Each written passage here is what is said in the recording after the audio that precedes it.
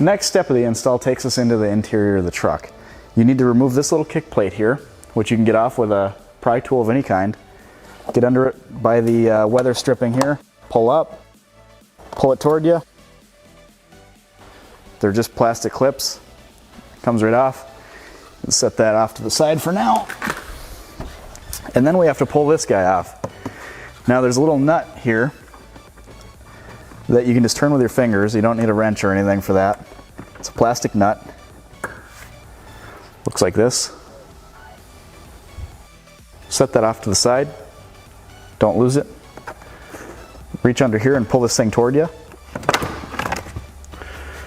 I'd say toward you and off to the right a little bit. It should pop right out. We'll set this off to the side. Now you need to crawl in here because we're going to send some wiring through a grommet. And you can see that grommet in the engine bay here. And we need to send our 6-pin wiring harness through there. There's only one harness in this kit that has 6 pins. So make sure you grab the right one. We're going to be sending this through the grommet under the dash into the engine bay. Okay, so this is a shot from the inside of the vehicle. And you can see there's supposed to be carpet right here. And I cut that away a little bit so that I could access that grommet. And the nipple is probably easier to cut from the inside of the vehicle than the outside, in my opinion. You might be able to reach a razor blade down there and do it better than me, but essentially what you're trying to accomplish is create a hole in this grommet to pass your wiring through. Be very careful that you don't nick the factory wiring at all. You want to be very careful, take your time, and cut a slit just big enough for your wiring for this light bar to pass through. Alright, so once again we're passing the 6-pin harness with the pins through the inside of the vehicle to the outside, through the grommet and through the hole that we just cut in the grommet. You can tie something to it or tape something up to the wiring and pull it through. Alright, as you can see, that harness is through the grommet now. That's how it should look on your vehicle when you're done with it. We're going to pull some slack through the other side, through to the engine bay, and get that connector attached to it. It's really not too bad of an install. It's not too hard to do this. Just make sure, once again, that you don't cut the wiring on the factory side. You just want to cut the grommet. Be very gentle. You can use soap and water to lubricate it to slide it through better. Don't make the hole too big. You don't want water or dirt coming through that. Alright, so we have our 6-pin connector from our bag of connectors, and we have the harness that we just passed through the firewall. That's the 6-pin harness. Now, this is very critical. It's very important. This install involves the pinning of a couple connectors, and as long as you pay attention and work slowly and make sure you match your numbers up, you won't have a problem. You want the top of the pin facing the top of this connector, facing toward the numbers. And you can tell the top of the pin because it has these little metal tabs facing upward. If you look at the back side of it, it doesn't have metal tabs, it doesn't have a cavity, it's just essentially flat. So this is up. Take pin number 1 and put it into the number 1 pin barrel. And you can push it until it clicks. Pull back on it, make sure it's not coming out. Take pin number 2. You'll hear it click, give it a tug. It's in there, it's secure. A couple of seconds of double checking your work goes a long ways when it comes to doing this. Pin 5.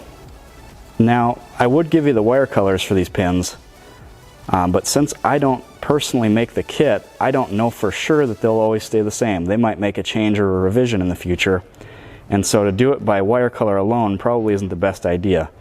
I would rely on the labels. And so we've got pin 1, 2, 3, 4, 5, 6, going to the corresponding barrels. Triple check that before you do the next step, and the next step is to press this pin retainer down. And it should click right into place.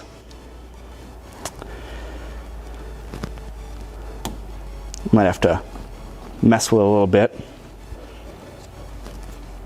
but it should look like this when you're done.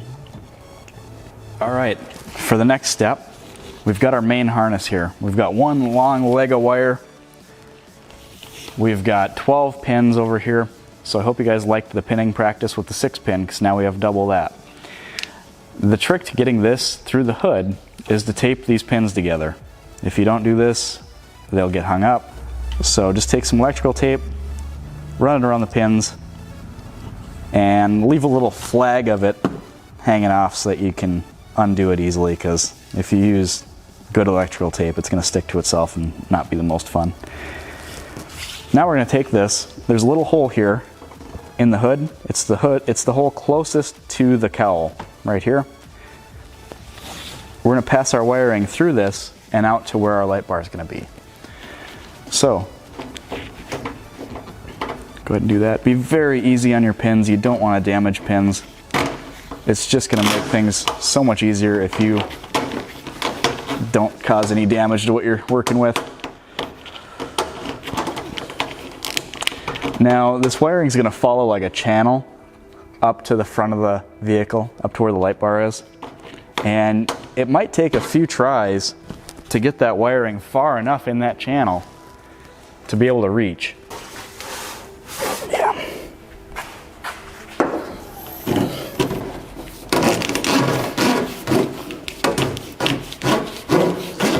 Go ahead and pull your slack through. And now we have our harness and our pins right here at the front of the hood. It's time to pin our 12-pin connector.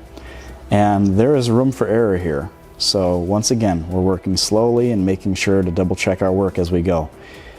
Looking at this connector from the back, where the barrels are for the pins, and not the front,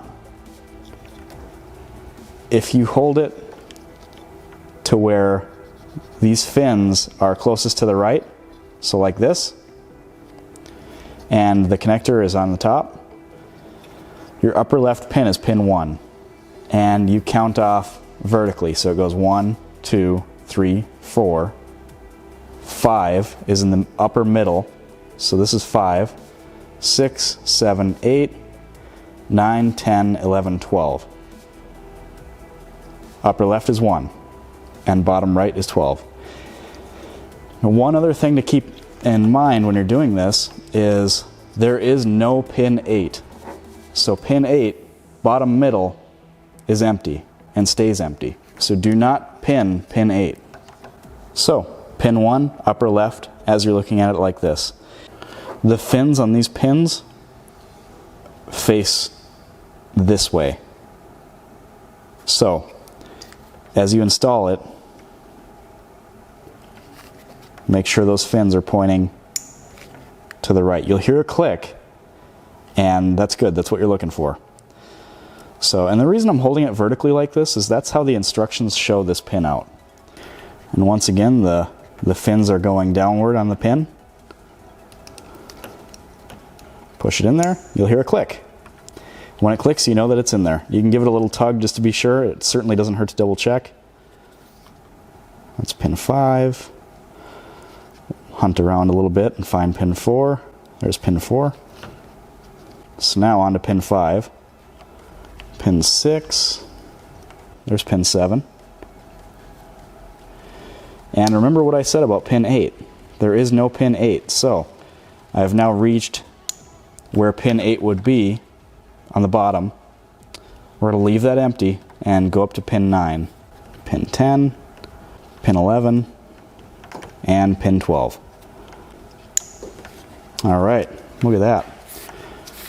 The light bar connector is all set, good to go. Go ahead and give that a tug just to be sure. You know, I heard each and every one of them click, but if I check now, I don't have to get back in here and check later. So now that this is done, we can install our light bar and move on.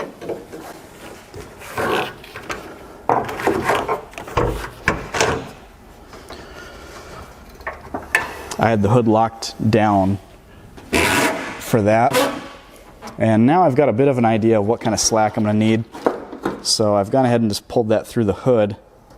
Before you bring this light bar and hood bump over to your truck, make sure and connect these harnesses.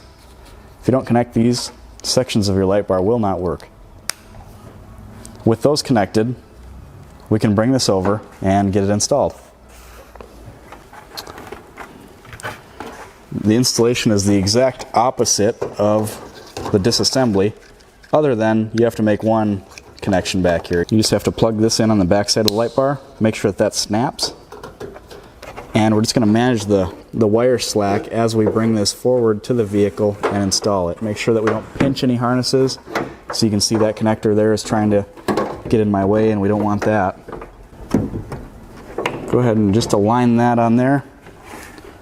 Press the plastic tabs together as soon as you have it lined up.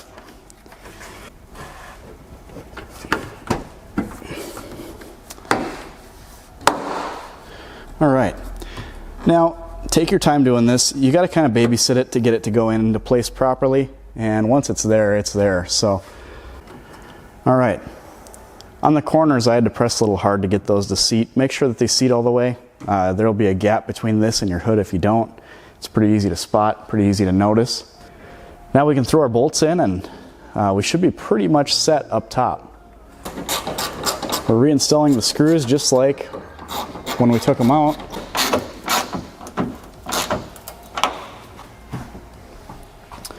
All right, I'll give you guys a peek at what this looks like with the screws in. Don't mind all the fingerprints. That is a sweet setup. Looks good, it fits good. Now's a good time to just double check your work. Okay, I'm gonna do my best to show you guys this. We're behind the headlight right now. This is the headlight connector, and we need to unplug that. So press down on the top of it with your thumb and pull back on it. It should pull back just fine. Sometimes they get a little stuck.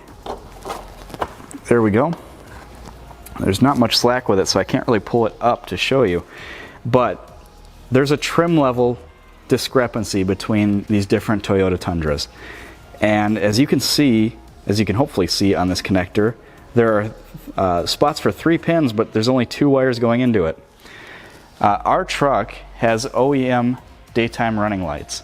And what that means for us is we need to do a little bit of jumper work with T-taps. This is laid out in the instructions very well, and I'm going to show you guys the best that I can what you need to do. But first things first, if you do not have daytime running lights, if you do not have a DRL on your truck, you can skip this step. You can simply plug this T-harness in and it'll work just fine. You don't need to do anything else. Since we have a higher trim level, we do have daytime running lights, we need to do this step. So, take your factory connector and plug it in to one end of the T-harness. And plug it in until it clicks. With one end of the T-harness plugged into the vehicle's wiring, plug the other end into your headlight. Now, on the plug going to the vehicle, the factory wire harness, we need to cut this blue wire. Now once again, this is because we have daytime running lights. If you do not have daytime running lights, you don't need to do these steps.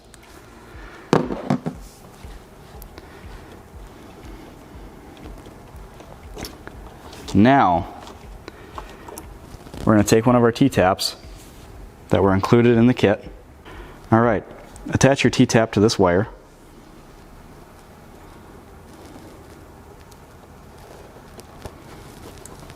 You might want to use a pliers on that just to be sure that it's connected. There it is.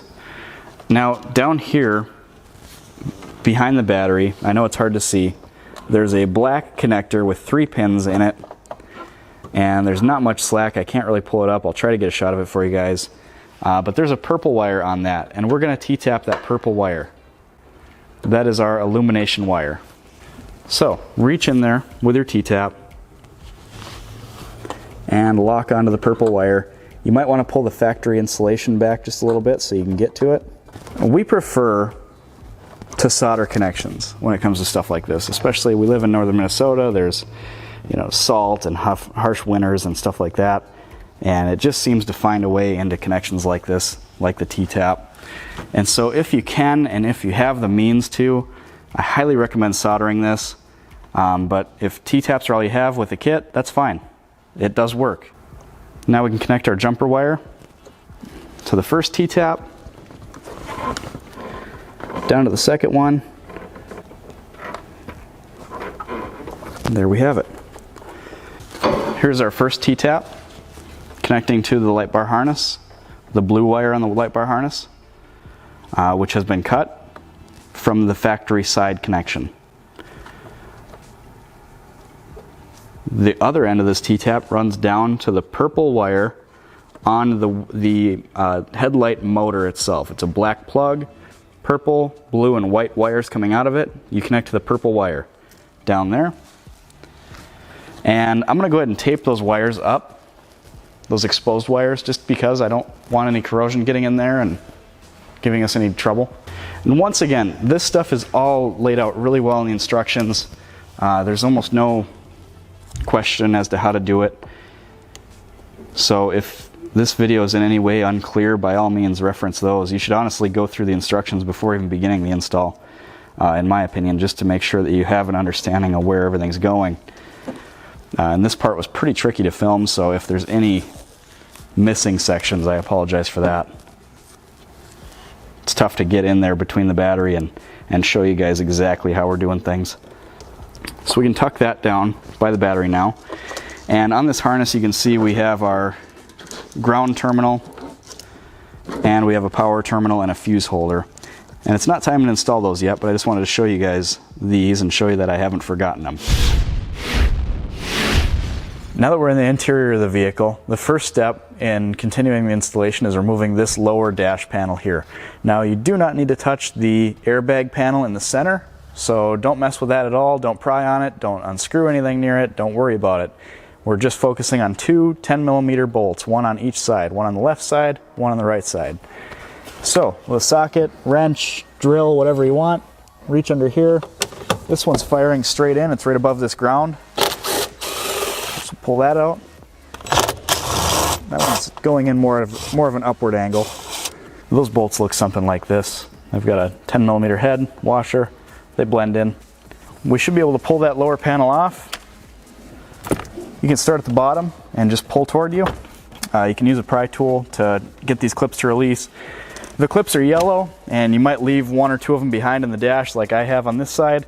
And if that happens, make sure and put them back on this piece. That way it secures itself nicely. If one falls, just pick it up. You want as many of those on there as you can. As you can see, the airbag module stayed behind, and that's good. We don't want to mess with that. So this is fine to hang out here. You can unplug it if you want the room, but you don't really need it. Next, we're going to pull this steering wheel cover off. To do that, put the key in the ignition and turn it to the on position. The battery should still be disconnected, so nothing should really happen other than the unlocking of the steering wheel. And for this, you're going to need a long screwdriver or a long drill bit. And if you turn it to the left about 90 degrees, you'll see a little screw back there. So, got a little black screw back there. Take that out. Turn it 90 degrees the other way. Well,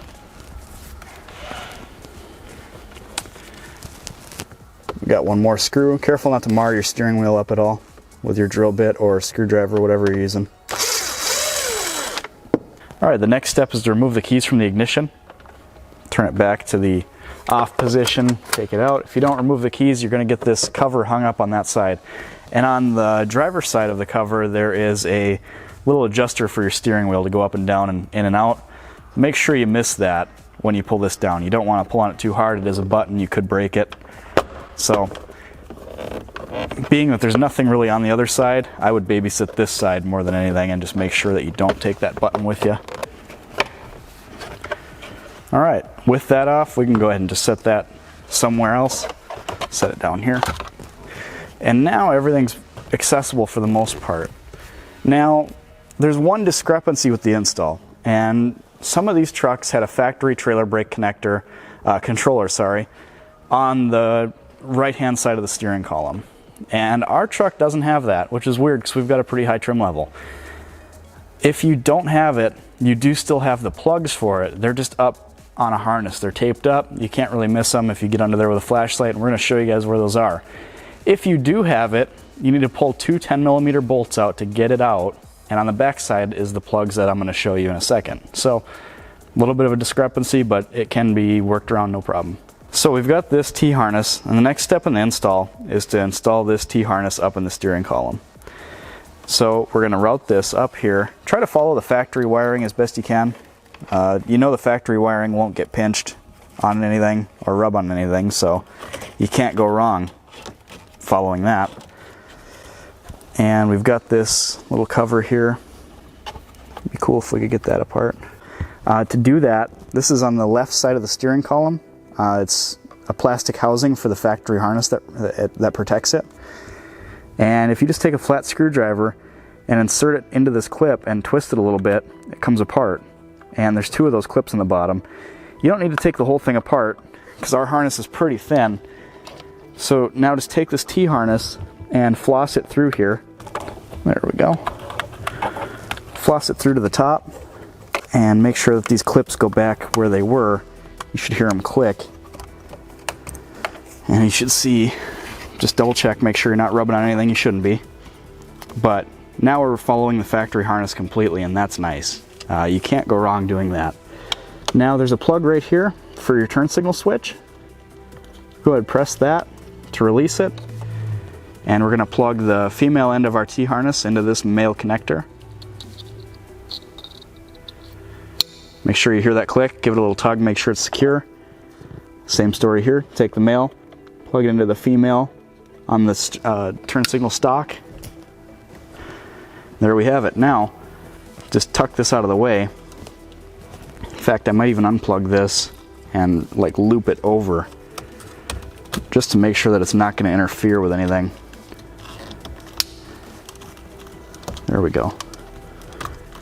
Yeah, that's nice. That's pretty tucked in there. It looks nice and factory. It fits really well. And now we can move on with the install and head over toward the trailer brake connector. In order to get our T-taps from our loomed harness here connected properly, you're going to want to remove this panel here, and it should just pop right out as long as you have that lower panel off. And if you look back there, you're going to see 2 plugs taped to the factory harness. That's how ours was. I've read that they might be secured to this dummy panel here. So if they are, you're in luck. Ours weren't. So if you look back there, you're going to find a plug. And I'll try to shine a light back there so you can see it better. You're going to find a plug with a green and a yellow wire coming out of it. And we're going to tie into the green and yellow wire on there with our T-taps. So take your harness and try to follow the factory wiring as best you can. And we're going to zip tie it all up when we're done. But right now we're just kind of leaving things loose. And get your T-taps up into that area.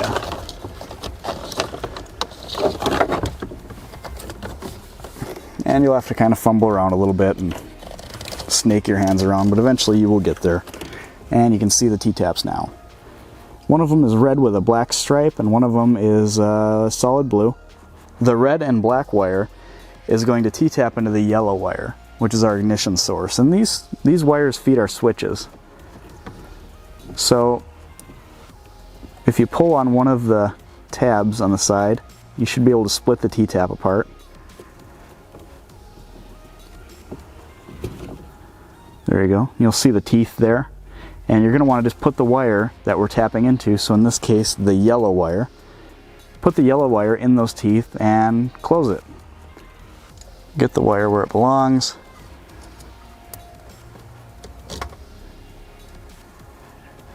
And snap it closed. And make sure you have it snapped closed really well.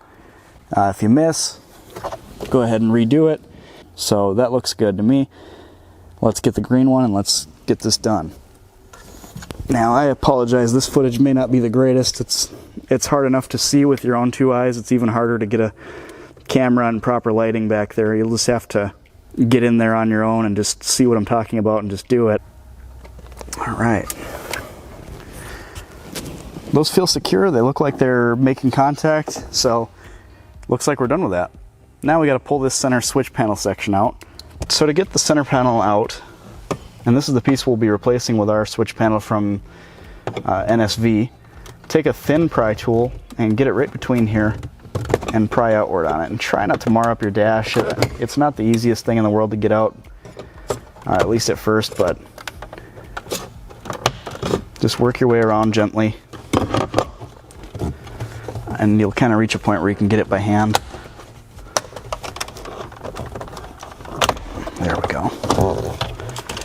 All right, we're gonna unplug this stuff. There we go. There we go. All right, that's what the back side looks like. Really easy to get off. And now we're gonna head to the bench, swap some switches over, and install our new panel. All right guys, for the next video in this series, go ahead and click the video number 3 button. And if you wanna see what we did last time, click the video number 1 button.